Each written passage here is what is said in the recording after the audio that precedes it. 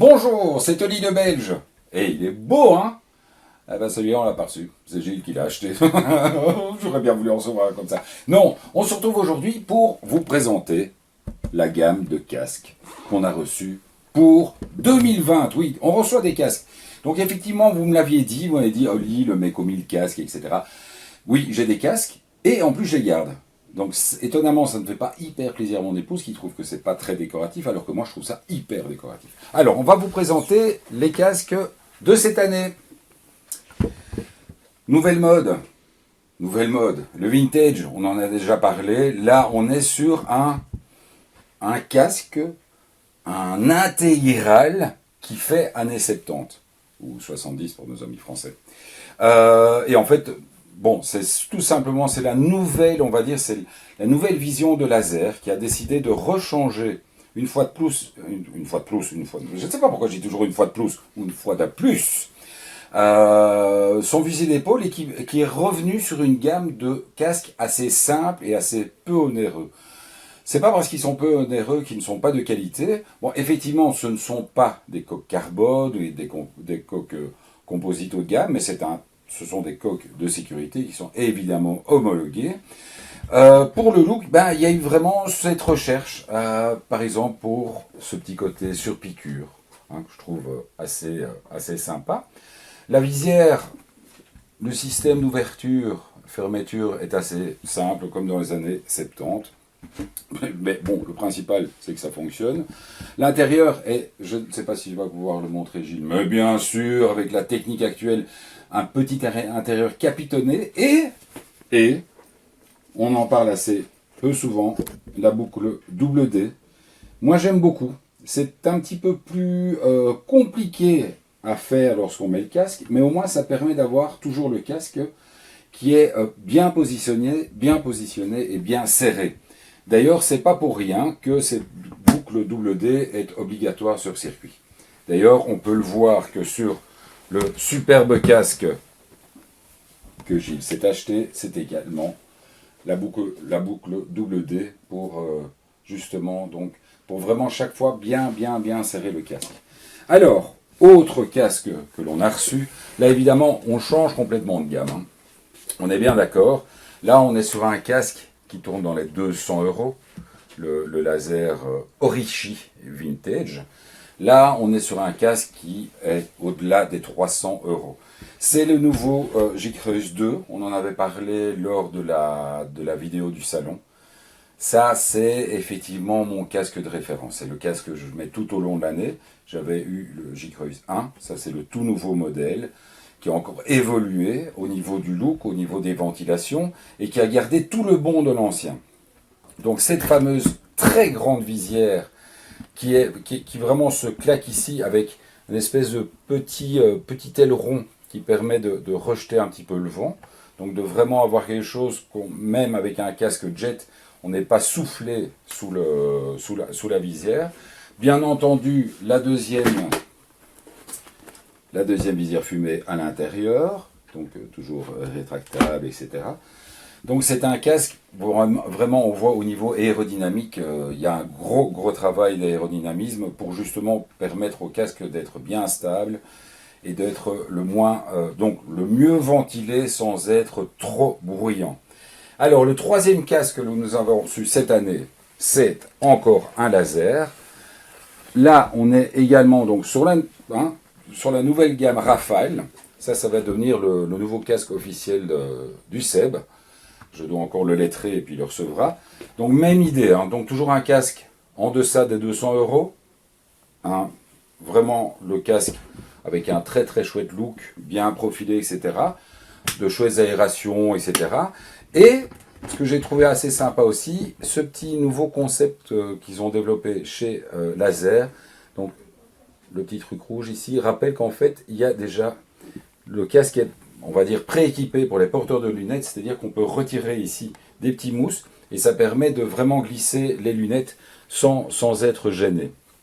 Ça, je trouve ça plutôt très malin. Et il y a également un intérieur, voilà, ça c'est l'intérieur SOS. Donc en fait, c'est un intérieur en cas d'accident. Il suffit de glisser, donc les ambulanciers peuvent glisser les doigts là-dedans et on peut retirer tout l'intérieur du casque pour retirer en fait la calotte plutôt que de la découper, et garder le mousse autour de la tête du motard. Bien entendu, eux, c'est pas vous qui devez faire ça. Ce sont les ambulanciers. Parce que eux, ce qu'ils vont faire, c'est aussi restabiliser le crâne du pilote. Parce que la plupart du temps,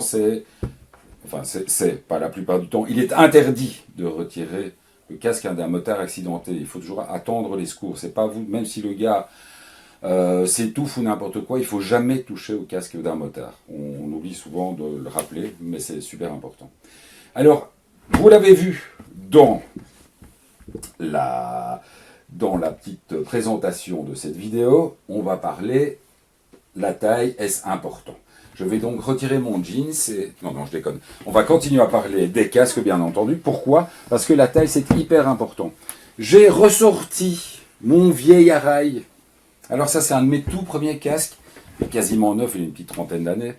Parce que, jeune motard, j'avais pas trop de sous. Et il y a un gars qui me dit, écoute Oli, j'ai un Arai ici, machin, c'est un XL, il est trop grand pour moi, mais je te le fais à un bon prix. Moi, tout content, je me dis, un Arai, le rêve, je l'achète. Sauf qu'il était trop grand pour moi aussi. Donc c'est un casque que je n'ai pratiquement jamais mis, parce qu'à partir de 120 km/h, en fait, il glissait sur mon crâne, même si je le serrais à fond, il glissait sur mon crâne, et je ne voyais plus rien, et j'avais vraiment mon nez qui était coincé sur l'avant du casque. Et ce casque bougeait d'une part de l'avant vers l'arrière, mais de gauche à droite. C'était super, super embêtant. Et donc c'est vraiment le truc de se dire, ah, je vais acheter un casque, il est pas cher. Non, vous achetez un casque à votre taille. Et le casque, il doit toujours être un petit peu juste quand on l'achète.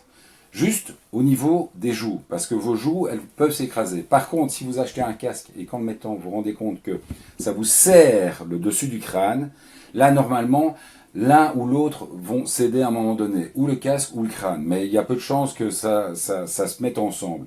Donc, lorsque vous achetez un casque, il doit s'enfiler avec un peu de difficulté. Pas non plus un truc, il faut vous arracher les joues et vous retrouver avec des babines comme ça. Il faut que ça serre ici. D'autant plus que sur un intégral, c'est déjà très important, mais un intégral vous tient de partout. Par contre, sur un jet, eh bien évidemment, le casque, il est tenu uniquement par la jugulaire et par l'arrière des joues. Donc, il faut vraiment que le casque soit bien à votre taille. Donc justement, on parlait du double D tout à l'heure. Ici, c'est une micrométrique. C'est ce qu'on retrouve sur la plupart des casques. Ça, donc, outre le fait que ce soit interdit sur circuit, il faut que ce soit bien réglé. Parce qu'un casque où la jugulaire bouge comme ça, autant pas mettre de casque. Parce qu'en cas d'accident, le casque il va glisser sur lui-même et il aura quitté votre tête avant que votre tête ne touche le sol. Et c'est une vérité. Il y avait autre chose dont je voulais parler aussi, on en a parlé justement avec Gilles tout à l'heure. Lorsque vous achetez un casque, le mieux, le top, c'est évidemment d'avoir l'occasion de l'essayer avec votre moto. Pourquoi? Parce que lorsque vous avez un pote qui va vous dire « Ah putain, moi j'ai acheté un Shoei, mon ami, c'est un truc de dingue », peut-être pas. C'est une certitude que le gars n'a pas la même taille que vous, la même morphologie, et très certainement pas la même moto. Moi j'ai déjà eu l'occasion de tester des casques, qui soient des jets, casques intégral, des modulables ou n'importe quoi, et d'avoir plusieurs motos sur la journée. Et en fonction des motos, mon casque pouvait passer d'un casque hyper confortable à un casque qui sifflait à mort, où il y avait des turbulences, il y avait des trucs. Donc, le mieux, si vous avez l'occasion, lorsque vous achetez un casque, c'est de pouvoir le tester. Je sais que c'est pas toujours facile. Je sais qu'ici, chez RAD, je pense, ils ont toute une gamme de Shoei de tests qui peuvent vous prêter en fonction de votre taille, etc. Et vous pouvez aller faire un petit tour avec, pour le tester, pour juste voir le bruit, les sifflements, etc. Donc c'est super important de toujours vous dire que il faut vraiment pouvoir tester un casque avant de l'acheter. C'est le mieux, c'est comme la bécane. Donc, maintenant je vous ai présenté les 3 casques, plus celui-là que vous allez voir souvent, puisque c'est le nouveau jean. J'avais déjà dit que c'était le nouveau jean. C'est le nouveau jean. Les 3 nouveaux casques que vous allez retrouver cette année dans tous nos tests. Les tests vont bientôt débuter. Vraiment bientôt. Là, on est à 15 jours. On va bientôt avoir la première BM. Quelqu'un de notre équipe va aller faire ses premiers pas dans le off-road avec une Triumph. Nous resterons discrets là-dessus. C'est un gars qui est coiffé très très vers l'arrière et qui justement a un casque qui est ici. Pour le reste, la suite va se dérouler comme chaque année. Donc là, on attend, tout le monde commence à nous envoyer les différents calendriers, etc. Bon, on sait que c'est pas facile parce que bon, en plus, je ne sais pas si on vous a parlé d'un petit souci de coronavirus. Je ne sais pas de quoi on veut parler, mais effectivement, on va avoir des soucis, les motos vont avoir du retard, toutes celles qui viennent du Japon, de Chine, etc. On risque d'avoir du retard dans la saison, donc on va continuer. Je crois on va être obligé de continuer à faire des tutos avec Gilles, ce qui est très sympa et ce qui vous a plutôt bien plu. Et on va continuer à se retrouver dans cette petite pièce. Alors imaginez, pour vous, c'est déjà pas marrant de voir toujours ma gueule en train de parler avec des casques autour de moi, mais alors imaginez pour nous. On en a plein le cul d'attendre. Il faut vraiment qu'on se décide cette saison, on n'en peut plus. Vite le beau temps, vite toutes les motos. Vite Ouais, on a envie d'avoir les cheveux au vent. Enfin, pas toi, non, pas toi. Enfin, ou le crâne au vent, enfin bon, peu importe. On se retrouve bientôt. Ciao les michtou, bye.